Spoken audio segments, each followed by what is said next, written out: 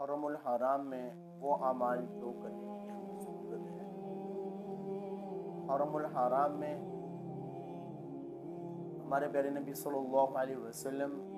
بہت زیادہ انتہائی صدقہ خیرات آپ فرمایا کرتے ہیں،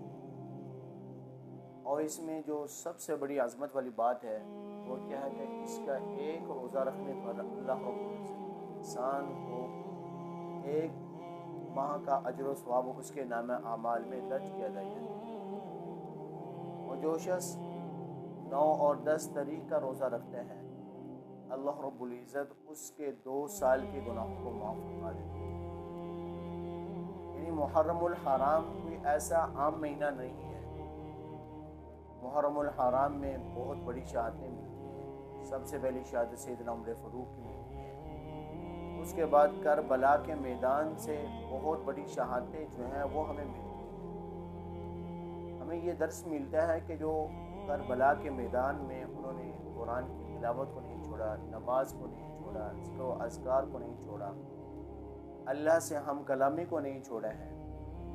یہ سب سے بڑا اعمال ہے اور سب سے کیے جانے والے کام ہیں۔ لیکن حضرت علی رضی اللہ تعالی عنہ نے بھی وہاں ذکر و اذکار کیے ہیں، اللہ کے سامنے حمد و ثنا کیے ہیں، لیکن اللہ کے پیارے نبی صلی اللہ علیہ وسلم نے کیا فرمایا کہ یہ بھی بہت بڑی عظمت والا مہینہ ہے۔ مسلمان کا یہ سب سے پہلا مہینہ ہوتا ہے جس میں انسان جو ہے اپنے اندر تبدیلی لے کر آتے ہیں۔ یعنی جو انسان نماز نہیں پڑھتا ہے اس کو نماز پڑھنی چاہیے، جو قرآن کی تلاوت نہیں کرتا ہے اس کو قرآن کی تلاوت کرتے رہنا چاہیے،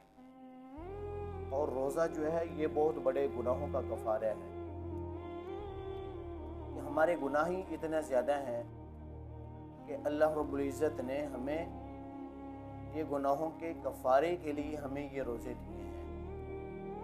اللہ کے پیارے نبی صلی اللہ علیہ وسلم نے جب 10 کا روزہ رکھا تو یہود و نصارہ جو ہیں وہ کہنے لگے کہ ایسا یہ نبی جو ہے ہمارے دین کی طرف آ رہا ہے۔ تو اللہ کے پیارے نبی صلی اللہ علیہ وسلم نے فرمایا کہ اگر میری زندگی باقی رہی تو انشاءاللہ جو ہے ہم 2 روزے رکھا کریں گے محرم الحرام، یعنی 9 اور 10 تاریخ کا جو روزہ ہے